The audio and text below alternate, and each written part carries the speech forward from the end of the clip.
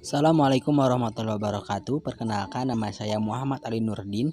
Di sini saya akan memaparkan materi layanan yang berjudul menyontek dan kiat-kiat menghindarinya.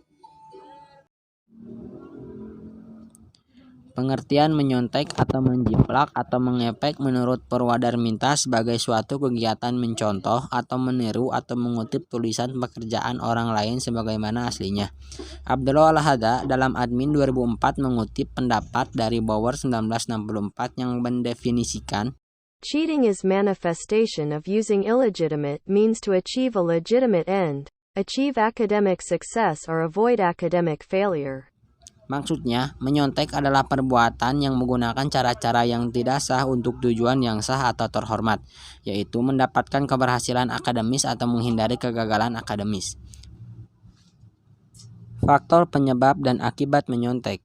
Menurut Nugroho 2008, yang menjadi penyebab munculnya tindakan menyontek bisa dipengaruhi beberapa hal, baik yang sifatnya berasal dari dalam, internal, yakni diri sendiri, maupun dari luar, eksternal, misalnya dari guru, orang tua, maupun sistem pendidikan itu sendiri. 1. Faktor dari dalam diri sendiri. 1. Kurang rasanya percaya diri pada belajar dalam mengerjakan soal biasanya disebabkan ketidaksiapan belajar, baik persoalan malas dan kurangnya waktu belajar. Orientasi pelajaran pada nilai bukan pada ilmu. Sudah menjadi kebiasaan dan merupakan bagian dari insting untuk bertahan. Merupakan bentuk pelarian atau protes untuk mendapatkan keadilan. Hal ini disebabkan karena pelajaran yang disampaikan kurang dipahami atau tidak mengerti dan sehingga merasa tidak puas oleh penjelasan dari guru atau dosen. Melihat beberapa mata pelajaran dengan kacamata yang kurang tepat, yakni merasa ada pelajaran yang penting dan tidak penting sehingga mempengaruhi keseriusan belajar. Terpengaruh oleh budaya instan yang mempengaruhi sehingga pelajaran selalu mencari jalan keluar yang mudah dan cepat ketika menghadapi suatu persoalan termasuk tes atau ujian. Tidak ingin dianggap sok suci dan lemah tingkat keimanan. 2. Faktor dari guru. Guru tidak mempersiapkan proses belajar mengajar dengan baik sehingga yang terjadi tidak ada variasi dalam mengajar dan pada akhirnya murid menjadi malas belajar. Guru terlalu banyak melakukan kerja sampingan sehingga tidak ada kesempatan untuk membuat soal-soal yang variatif. Akibatnya soal yang diberikan antar satu kelas dengan kelas yang lain sama atau bahkan dari tahun ke tahun tidak mengalami variasi soal. Soal yang diberikan selalu berorientasi pada hafal mati dari textbook. Tidak ada integritas dan keteladanan dalam diri guru berkenaan dengan mudahnya soal diberikan pada pelajar dengan imbalan sejumlah uang. 3. Faktor dari orang tua. Adanya hukuman yang berat jikalau anak tidak berprestasi. Ketidaktahuan orang tua dalam mengerti pribadi dan keunikan masing-masing dari anaknya sehingga yang terjadi pemaksaan kehendak. 4. Faktor dari sistem pendidikan. Meskipun pemerintah terus memperbaharui sistem kurikulum yang ada, akan tetapi sistem pengajarannya tetap tidak berubah.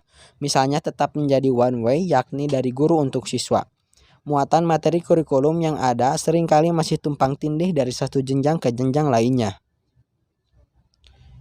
Dampak menyontek. Dampak yang timbul dari menyontek. Praktek mencontek yang secara terus-menerus dilakukan akan mengakibatkan ketidakjujuran. Jika tidak, niscaya akan muncul malapetaka, yaitu peserta didik akan menanamkan kebiasaan berbuat tidak jujur, yang pada saatnya nanti akan menjadi kandidat koruptor.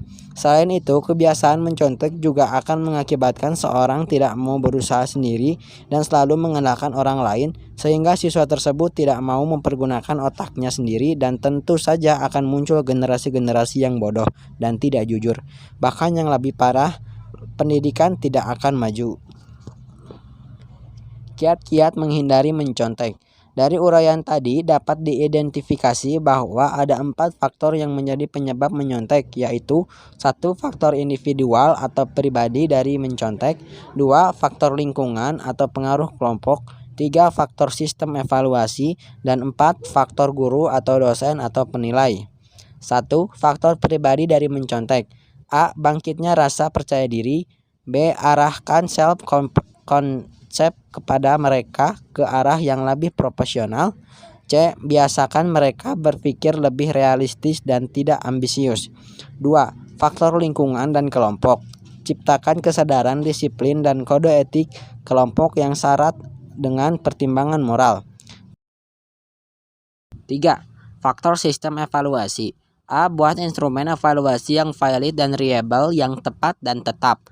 B. Terapkan cara pemberian skor yang benar-benar objektif. C. Lakukan pengawasan yang ketat. D. Bentuk soal disesuaikan dengan perkembangan kematangan peserta didik dan dengan mempertimbangkan prinsip pedagogi serta prinsip andragogi. 4. Faktor guru atau dosen. A. Berlaku objektif dan terbuka dalam pemberian nilai. B. Bersikap rasional dan tidak menyontek dalam memberikan tugas ujian atau tes. C. Tunjukkan keteladanan dalam perilaku moral. D. Berikan umpan balik atas setiap penugasan. Sekian dan terima kasih. Wassalamualaikum warahmatullahi wabarakatuh.